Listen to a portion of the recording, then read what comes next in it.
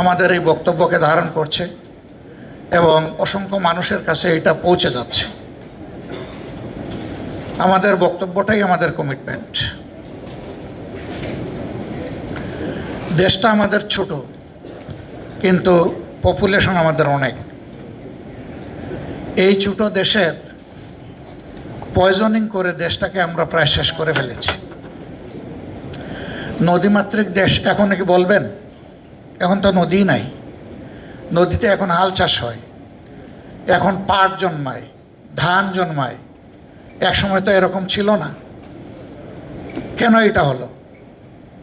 শুধুই কি ভারতের দোষ যে ওখান থেকে পলি নেমে এসে সিলটেটেড হয়ে আমাদের নদীগুলো ভরাট হয়ে মৃত্যুর কূলে ঢলে পড়েছে? সেখানে আমাদের সরকারবিহীন তো কোনো সময় দেশটা ছিল না। কেউ না কেউ তো এই দেশ শাসন করেছে। তো তারা তখন কি করেছে? আমি একজন রাজনৈতিক কর্মী হিসাবে এটা যখন ভাবি তখন আমি লজ্জিত হই যে চোখের সামনে আমরা নিজেদেরকে হত্যা করছি।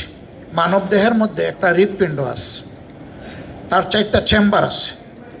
2টা চেম্বার ফ্রেশ ব্লাড বডিতে পৌঁছায়, আর 2টা চেম্বার পলিউটেড ব্লাডকে লাঞ্চে পাঠাইয়া সেটাকে ফিল্ট্রেশনের ব্যবস্থা করে।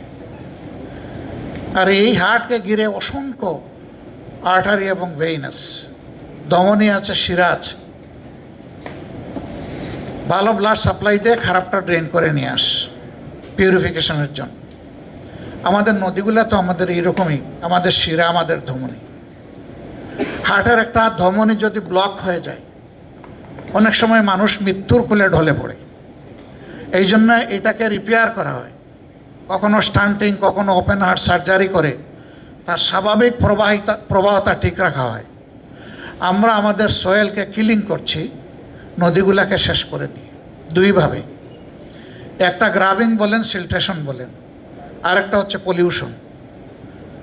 এখানে অসংখ্য ইন্ডাস্ট্রি ম্যাক্সিমাম নদীর কূলে গড়ে ওঠে এবং সেখানে এফ্লুয়েন্ট যেগুলো যায় তার কোনো ট্রিটমেন্টের কোনো ব্যবস্থা নেই।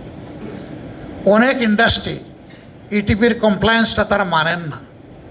না মানার কারণে এই বিষ আমাদের মিঠা পানিকে বিষে পরিণত করে ফেলতেছে। তার দ্বারা হাজার ধরনের সমস্যা সৃষ্টি হচ্ছে।